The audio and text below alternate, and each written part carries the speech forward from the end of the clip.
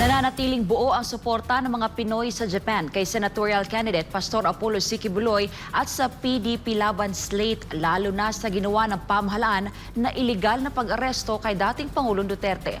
Narito ang balita ni Ivy Astilio. Di mapigilan ng malakas na pagbuhos ng ulan ng suporta na ipinakita ng mga overseas Filipino workers at KOJC missionaries dito sa Japan sa kanilang ginawang stand-up rally sa Shinjuku, Tokyo. Pinangunahan ng Republic Defenders for Peace and Unity at ng KOJC missionaries ang nasabing stand-up rally na ginawa sa Shinjuku Station nitong Marso 16. Dinaluhan ito ng maraming Pilipino mula sa iba't ibang lugar sa Japan upang ipakita at ipahayag ang kanilang buong suporta sa mga tumatakbong senador sa ilalim ng PDP laban. Nakita po natin ang kalapastanganan ng Administrasyong Marcos. Pamula po sa ginawa nila sa KOJC compound, recently kay President Digong na pinilit nila o kinidnap nila, dinala nila ng The Hague. And then ang susunod po nito ay yung gagawin nilang impeachment para kay BP Sara. Ginagawa nila ito para pigilan ang ating BP Sara na maging susunod na presidente ng Pilipinas. Kaya hinihiling ko po sa ating mga kababayan para matigil na po ang kasamaang ginagawa ng Marcos administration, iboto po natin sa darating na election. Vote straight po tayo, PDP laban, senatorial candidate. Ito po ay inendorso ng ating minamahal na Digong, Presidente Digong. Inendorso niya ito, ibig sabihin po, ito ay ating maasahan na gagawa na maayos para sa ating gobyerno.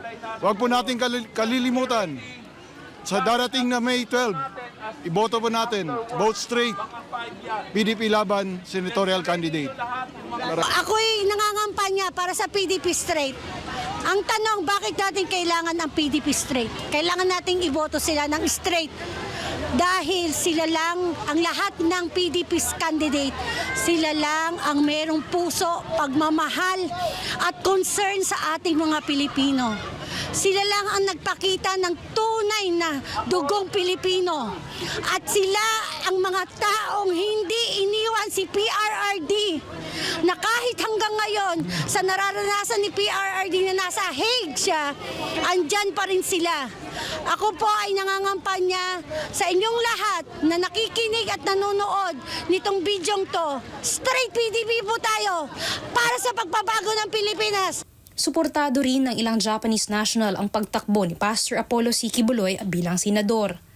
パストルアポロシキブロイが上議院議員に立候補してますが、私としてはとても、いいことだと思います。なぜかというと、パストルアポロシキブロイの、メッセージを今までたくさん聞いてきましたが、政治に参加して、とてもいい行動をとって、フィリピンを変えていくことができそうな感じを私は今いっぱい持ってますので、ぜひ上議院議員に、立候補して頑張ってもらいたいと思います。今ドゥテルテ大統領から、変わってフィリピンの状況がよくありません。今の大統領の支持率も全然下がってきて、日本でいう大統領を辞めて次の世代に大統領を選んでやっていかなければ、フィリピン自体も状態が悪化して、取り返しのつかないことになると思いますので、ぜひパストルアポロシキブロイも選挙に参加してぜひとも、私たちは応援しますので、上議院議員になってもらいたいと思います。頑張ってください。応援します。 Samantala, nagpahayag din ito ng pagtutol sa iligal na pag-aresto at pagsuko sa ICC ng Marcos administration kay dating Pangulong Rodrigo Duterte. 前大統領のドゥテルテ大統領が、よくやってフィリピンのために一生懸命やってくれましたのに、今なんか捕まって ICC にいますけど、なんでそんなことをするのか、日本ではちょっとね、考えられないような感じで思います。今の大統領はなんでこんなことをするのか、とても疑問に思っています。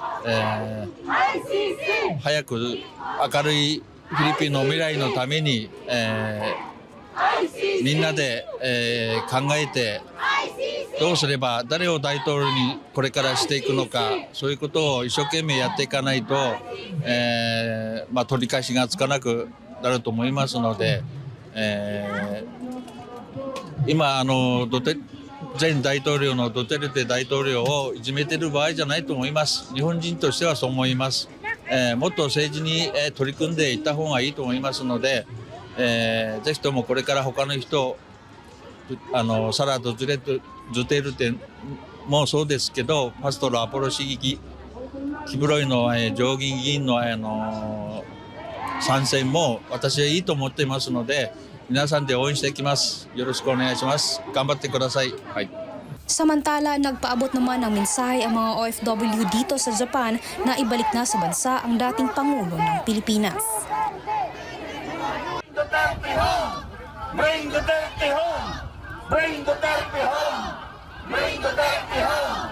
Bring Duterte home!